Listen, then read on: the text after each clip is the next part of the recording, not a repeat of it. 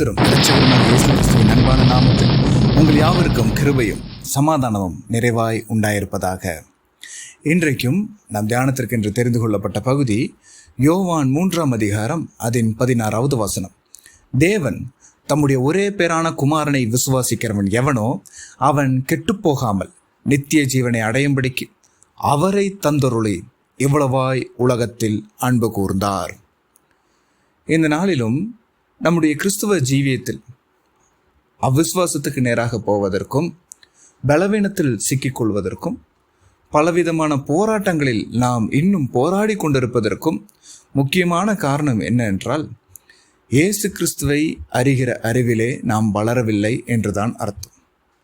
என்றால் நம்முடைய வாழ்க்கையில் கிறிஸ்துவை அறிகிற அறிவிலே வளர்ந்தோம் என்றால் இத்தகைய சூழலில் நாம் எளிதாக வென்றுவிட முடியும். ஏனென்றால் நாம் கெட்டுப்போகாதபடிக்கு பிதாவாகிய தேவன் தம்முடைய ஒரே பேரான குமாரனை இந்த உலகத்திற்கு தந்தொருளி இருக்கிறார். நாம் அவர் மூலம் ஜெயம் பெற்றிருக்கிறோம். எப்பொழுது ஆதாமும் ஏவாளும் ஏதேன் தோட்டத்தில் ஆண்டவருடைய சத்தத்திற்கு செவி கொடுக்காமல் சத்துருவின் சத்தத்திற்கு செவி கொடுத்தார்களோ அப்பொழுதே மனிதன் கெட்டுப்போய் விட்டான்.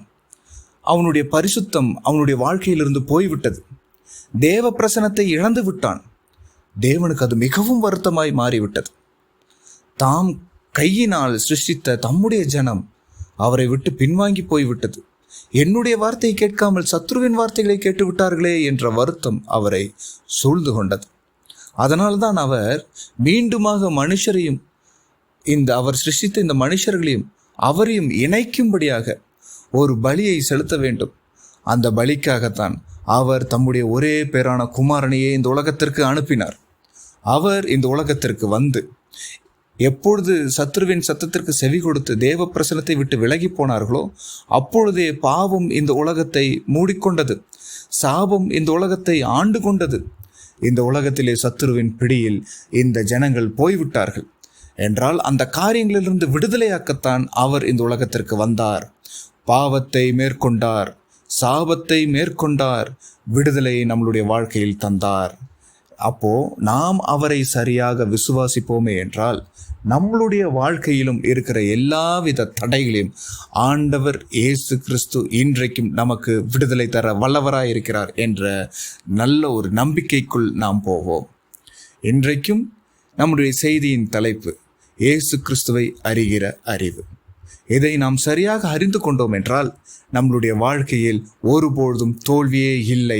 நம்மளுடைய வாழ்க்கையில் சீராக எல்லா காரியங்களிலும் ஜெயம் பெற்று ஒன்றுக்கும் ஒரு குறைவும் இல்லாமல் கிறிஸ்தேசுவுக்குள் தேவன் நம்மை வழிநடத்த வல்லவராயிருக்கிறார். ஏனென்றால் நம்மையும் ஆண்டவரையும் இணைக்கும் மத்தியஸ்தர் ஆண்டவர் இயேசு கிறிஸ்துவே. அவர் நாமத்தில் நமக்கு விடுதலை உண்டு. அவர் நாமத்தில் எல்லா பலவீனங்களிலிருந்தும் நமக்கு சுகம் உண்டு என்ற விசுவாசத்தில் நாம் வளரும். முதலாவது யோவான் 1ஆம் அதிகாரம் 1-2 வசனங்கள். ஆதியிலே வார்த்தை இருந்தது, அந்த வார்த்தை தேவனிடத்தில் இருந்தது, அந்த வார்த்தை தேவனாயிருந்தது, அவர் ஆதியிலே தேவனோடு இருந்தார். ஹல்லேலூயா. இந்த யோவான் 1ஆம் அதிகாரத்திலே அவருடைய அறிமுகத்தை நாம் காண்கிறோம். இந்த முதல் 2 வசனங்களும் அவருடைய ஆவிக்குரிய அறிமுகத்தை நம்மளுக்கு குறிக்கப்படுகிறது. ஏனென்றால் அவர் இதற்கு அர்த்தம் என்ன? அவர் ஆதியிலே அவருடைய சமூகத்தில் இருந்தார், கிறிஸ்து பிதாவினுடைய மடியில் இருந்தார் என்று நாம் வாசிக்கிறோம்.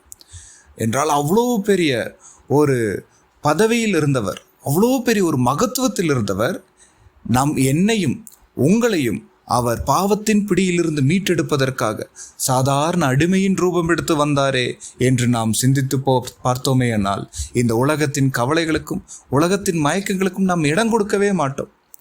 மோசே பிதாவை காண வேண்டும், அவருடைய பிரசன்னத்தை அவன் காண வேண்டும் என்று விரும்பினான், தேவனிடத்தில் விண்ணப்பம் வைத்தான். ஆனால் ஆண்டவரோ, என்னை பார்க்க முடியாது மோசே, நான் முன்பாக கடந்து போகிறேன், நீ என் மகிமை மட்டும் காண்பாய் என்றுதான் மோசேக்கே அவர் வாய்ப்பளித்தார். ஆனால் இன்றைக்கு எனக்கும் உங்களுக்கும் அவர் எவ்வளவு பெரிய வாய்ப்பை தந்திருக்கிறார் என்றால், பிதாவை ஒருவனும் ஒரு காலமும் கண்டதில்லை, கிறிஸ்துவே அவரை வெளிப்படுத்தினார் என்றால், கிறிஸ்துவின் நாமத்தில் நாமும் நம்முடைய பிதாவை அப்பா பிதாவே என்று கூப்பிடும் புத்திர சுவிகாரத்தையே தந்திருக்கிறாரே. இவ்வளவு பெரிய பாக்கியத்தை நமக்கு கிடைத்திருக்கிறோம் என்றால், நாம் தேவ சமூகத்தில் போகும்போது, நம் விடுதலை பெற அவர் சமூகத்திற்கு போகும்போது கிறிஸ்துவின் நாமத்தில் நம்முடைய பிதாவின் இடத்துக்கு போகிறோம் என்று கேட்போமே என்றால், வானத்தையும் பூமியும் சிருஷ்டித்த சர்வ வல்ல தேவனிடத்தில் நாம் நம்முடைய விண்ணப்பத்தை வைக்கிறோம் என்று நீங்கள் அறிந்து கிறிஸ்துவுக்குள்ளாக உங்கள் விண்ணப்பத்தை வைப்பீர்கள் என்றால், அவர் நம்மளுடைய வாழ்க்கையில் ஒரு விடுதலை தர வல்லவராயிருக்கிறார். இன்னொன்று, யோவான் 1:4-5 அவருக்குள் ஜீவன் இருந்தது, அந்த ஜீவன் மனுஷருக்கு ஒளியாய் இருந்தது, அந்த ஒளி இருளிலே பிரகாசித்தது, இருளானது அதை பற்றி கொள்ளவில்லை என்று நாம் வாசிக்கிறோம். எப்பொழுது இந்த மனிதர்கள் பாவத்துக்குள்ளாகி விட்டார்களோ அப்பொழுதே தேவனுக்கும் மனிதருக்கும் நடுவே இந்த சத்துருவின் சத்தம் என்ற ஒரு இருள் வந்துவிட்டது. நம்மளுடைய வாழ்க்கையில் அநேக தரம் ஆண்டவரை தரிசிக்க முடியாதபடிக்கு, ஆண்டவரிடத்தில் விண்ணப்பம் வைக்க முடியாதபடிக்கு ஒரு போராட்டம் நம்மளுக்கு வந்ததுண்டு. இப்படிதான் தானியேலுக்கும் அந்த போராட்டம் இருந்தது. அந்த போராட்டத்திலே ஆண்டவர் அவனுக்கு வெற்றியை கொடுத்தது நிமித்தம்தான் தரிசனங்களை அவன் பெற்றுக்கொண்டான். அதே போலதான் இன்றைக்கும் நாமும் அந்த விஷயத்தில் நாம் சோர்ந்து போகக்கூடாது. ஏனென்றால் அந்த இருளிலே கர்த்தர் வெளிச்சத்தை தரும்படியாகத்தான் கிறிஸ்து இயேசு வெளிப்பட்டார் என்பதை நாம் அறிந்து கொள்ள வேண்டும். இருளானது அவரை பற்றி கொள்ளவில்லை என்று வாசிக்கிறோம். ஏனென்றால் இவர் வந்தால் அந்த இருள் நீங்கி போகும். அந்த இருளிலிருந்து கர்த்தர் நமக்கு விடுதலை தர வல்லவராய் இருக்கிறார். சத்ருவானவன் நம்மை வஞ்சித்து நம்மளுடைய ஆவிக்குரிய கண்களை அடைத்து நம்மை ஆவிக்குரிய காரியங்களில் குருடாக்கி விடுவான்.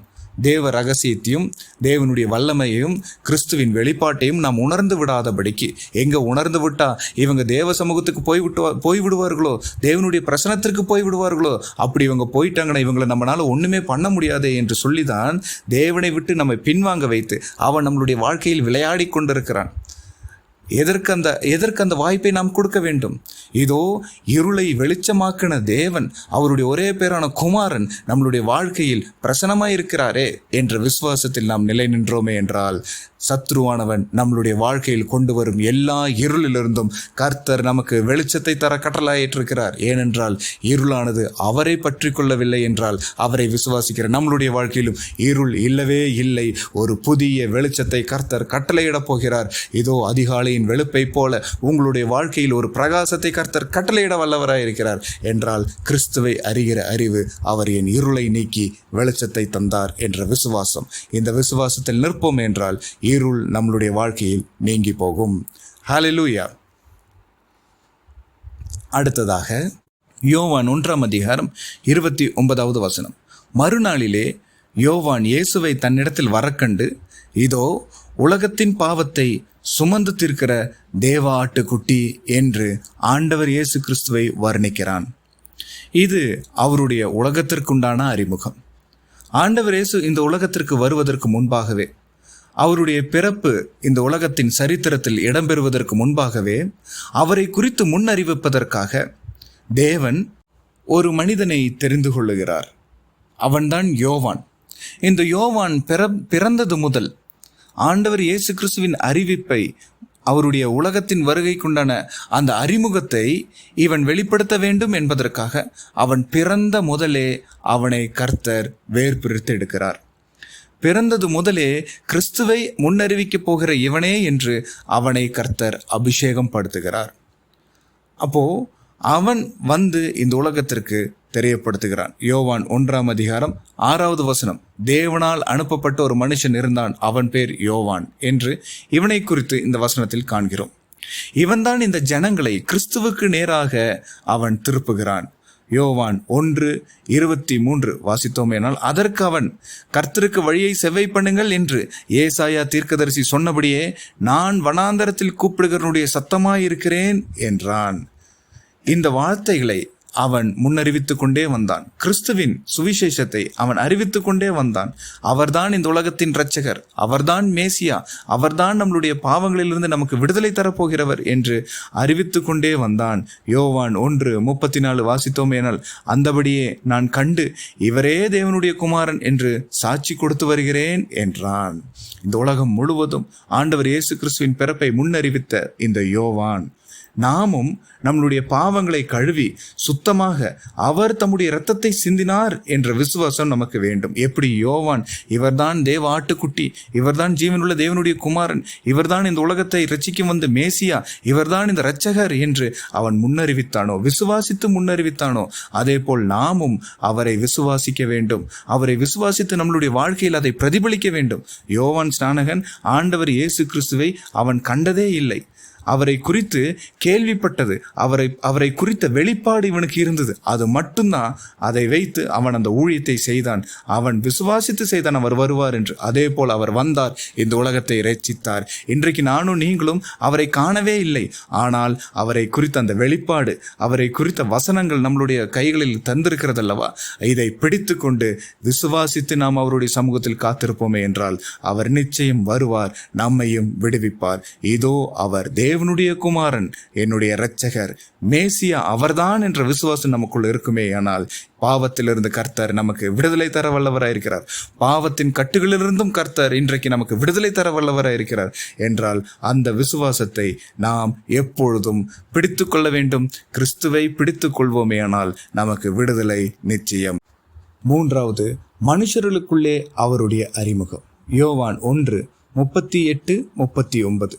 இயேசு திரும்பி அவர்கள் பின் செல்லுகிறதை கண்டு, என்னை என்ன தேடுகிறீர்கள் என்றார். அதற்கு அவர்கள், ரபி, நீர் எங்கே தங்கியிருக்கிறீர் என்று கேட்டார்கள். ரபி என்பதற்கு போதகரே என்று அர்த்தமாம். அவர் வந்து பாருங்கள் என்றார். அவர்கள் வந்து அவர் தங்கியிருந்த இடத்தை கண்டு அன்றைய தினம் அவரிடத்தில் தங்கினார்கள். அப்பொழுது ஏறக்குறைய 10 மணி வேளையாய் இருந்தது. நாம் அவருடைய ஆவிக்குரிய அறிமுகத்தை பார்த்தோம். உலகத்திற்கு அறிமுகமானதை நாம் பார்த்தோம். இப்பொழுது அவர் நேரடியாக மனுஷருக்கு அறிமுகமாகிறார். இந்த மனுஷருக்கு அவர் அறிமுகமாகும் போது யோவான் 1:41 வாசிக்கிறோம், மேசியாவை கண்டோம் என்று அந்திரேயா கூறுகிறான். பிலிப்பு சொல்றான் பாருங்க, இதே யோவான் 1:43 வாசிக்கும் போது, மறுநாளிலே இயேசு கலிலேயாவுக்கு போக மனதா இருந்து பிலிப்புவை கண்டு, நீ எனக்கு பின் சென்று வா என்றார். பேதுருவை பார்த்து ஆண்டவர் கூறுகிறார், பின்பு அவனை இயேசுவினிடத்தில் கூட்டிக் கொண்டு வந்தான். இயேசு அவனை பார்த்து, நீ யோனாவின் மகனாகிய சீமோன், நீ கேபா என்னப்படுவாய் என்று.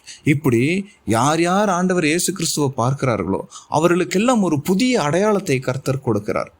கடைசியாக 1:49 வாசிக்கும் போது, அதற்கு நாத்தான்வேல், ரபி, நீர் தேவனுடைய குமாரன், நீ இஸ்ரவேலின் ராஜா என்றான் என்று வாசிக்கிறோம். என்றால் அவரை யாரும் தனிப்பட்ட முறையிலோ அவரை சந்தித்த எவரும் ஆச்சரியப்படுகிறார்கள். இவர் எப்படிப்பட்டவரோ, இவர் தீர்க்கதரிசி, இவருடைய வல்லமை எவ்வளவாயிருக்கிறது, இவர் பராக்கிரமம் உள்ளவர் என்று அவர்கள் அறிந்து ஆண்டவரை புகழ்கிறார்கள். ஆண்டவரை குறித்து ஆச்சரியப்படுகிறார்கள். நாத்தான்வேல் சொல்றான், ரபி, நீர் தேவனுடைய குமாரன், நீர்தான் இஸ்ரவேலின் ராஜா, நீர்தான் எங்களுடைய மேசியா என்று அவன் ஒப்புக்கொள்ளுகிறான். என்றால் இன்றைக்கும் உங்களுடைய வாழ்க்கையிலும் நம்மளுடைய வாழ்க்கையிலும் அவரை தனிப்பட்ட முறையில் நாம் சந்திப்போமே என்றால் இன்றைக்கும் கர்த்தருடைய மகிமையும் மகத்துவம் அவருடைய வல்லமையும் நாம் அறிந்து கொள்ள அவர் நமக்கு வெளிப்பட அவர் சித்தமாயிருக்கிறார். நாம் தான் தாமதிக்கிறோம், அவரிடம் இன்னும் போகாமல் நாம் நம்மையே தாமதித்து கொண்டிருக்கிறோம். நமக்கும் அவருக்கும் நடுவே இருக்கும் அந்த தடையை, சத்ருவின் சத்தத்தை எடுத்து போட்டு இன்றைக்கு நாம் அவரோடு கூட சேர்ந்து போவோமே என்றால் அவர் நம்மளுடைய வாழ்க்கையில் நிச்சயம் வருவார். அவர் வந்து நாத்தான்வேலுக்கு கர்த்தர் சொல்லுகிறார், இதிலும் பெரிதானவைகளை காண்பாய் என்று. அதே போல் நம்மளுடைய வாழ்க்கையிலும் இன்று கர்த்தர் நமக்கு வாக்குத்தத்தம் தருகிறார், இதிலும் பெரிதானவைகளை காணும்படியாக அவரை விசுவாசியுங்கள், கிறிஸ்துவை விசுவாசியுங்கள். அவர் ஆதியிலே தேவனோடு இருந்தார், பின்பு உலகத்திற்கு வந்தார், என்னுடைய பாவங்களை நம்மளுடைய பாவங்களை சுமந்து தீர்க்கிற தேவாட்டுக்குட்டியாக வந்தார், இரட்சகராக வந்தார். எனக்கு அவர் அறிமுகமாகும் போது அவர் வல்லவராய் எனக்கு அறிமுகமாயிருக்கிறார், என்னை விடுவித்திருக்கிறார், ஒரு புதிய அடையாளத்தை எனக்கு தந்திருக்கிறார் என்று விசுவாசித்து அவரை தேடுங்கள். இன்றைக்கு கர்த்தர் தரும் வாக்குத்தத்தம், இதிலும் பெரிதானவைகளை காண்பாய். இந்த உலகத்தின் ஆசீர்வாதத்தை காட்டிலும் பரலோகத்தின் ஆசீர்வாதத்தை கர்த்தர் உங்களுக்கு தர வல்லவராயிருக்கிறார். விசுவாசிப்போம், ராஜ்யத்தை சுதந்திரித்துக் கொள்வோம், கிறிஸ்துவுக்குள் பிரவேசிப்போம். கர்த்தர் தாமே இந்த வார்த்தைகளை ஆசீர்வதிப்பாராக. ஆமேன், ஆமேன்.